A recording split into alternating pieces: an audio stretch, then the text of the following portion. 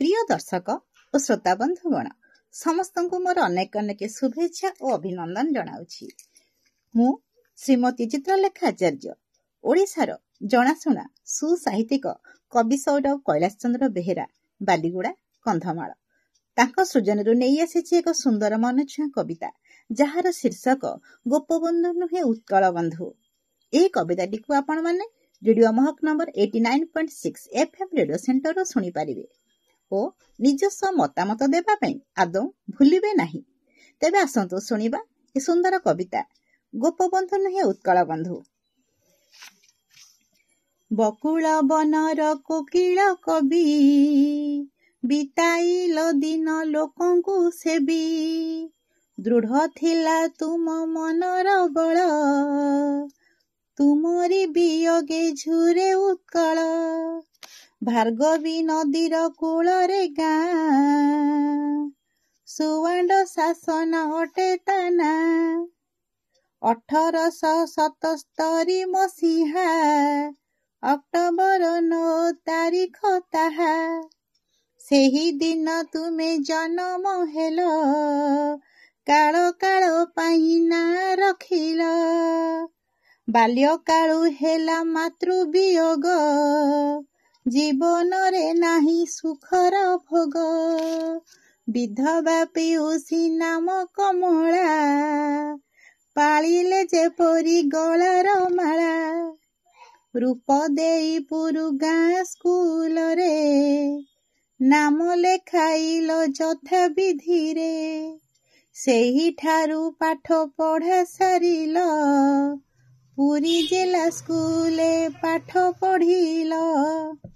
BA पास पर BL कल ओडिया श्रमिक संघ गढ़िल ओडिशावासींक सुविधा पाई रहिथिल सदा सर्वदा चेई बन्या मरुड़ी हेले प्रबल बांटुथिल बुली चूड़ा चाउल लोकंक साहाଯ୍ୟ କାର୍ଯ୍ୟରେ गल एकमात्र पुत्र हराइथिल कुह गला सिना गोटिए पुआ बंची गले मोर अनेक पुआ महात्मा गांधी को असहयोग आंदोलने तुमे करिल जोग केते लाठी माड़ काराबरण करी होइथिल लहु लुहाण तथापि नथिला दुख मनरे कहिथिल देह मिसु माटी रे स्वराज्य पथरे जेते कगाड़ पुरी जाऊ पड़ी मो मांस हाड़ हजारी बागरे कारा कविता रचिथिल बंदीर आत्मकथा स्वाधीन संग्रामी मन मध्यरे देइथिल उत्साह निरंतरे सत्यवादी आउ समाज दुई प्रतिष्ठा करिल लोकंक पाई गठित लोक सेवक मंडल आजीवन सभ्यता हारिथिल सेवा करी करी हेल दुर्बल